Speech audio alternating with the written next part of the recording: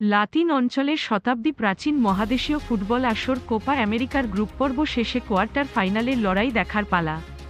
শেষ 8-এর টিকিট কেটেছে Brazil, Argentina, Ecuador, Venezuela, Canada, Panama, Uruguay ও কলম্বিয়া। আর্জেন্টিনা ইকুয়েডর ম্যাচ দিয়ে শুক্রবার গড়াবে কোয়ার্টারের লড়াই। 10 ও 11 জুলাই সেমিফাইনাল এবং 15 তারিখ ভোর 6টায় ফাইনাল দিয়ে আসরের পর্দা নামবে। 4 গ্রুপে ভাগ হয়ে 16 দলের অংশগ্রহণে টুর্নামেন্টের নকআউট পর্বে উঠেছে 8 দল। গ্রুপ সেরা 2টি দল হাতে পেয়েছে শেষ 8-এর টিকিট। গ্রুপ চ্যাম্পিয়ন হয়ে কোয়ার্টার ফাইনালে এসেছে আর্জেন্টিনা, ভেনেজুয়েলা, উরুগুয়ে এবং কলম্বিয়া।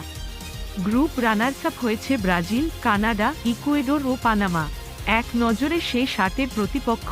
সময়সূচি বাংলাদেশ সময় অনুযায়ী 5 জুলাই আর্জেন্টিনা ইকুয়েডর সকাল 7টা, এনআরজি স্টেডিয়াম।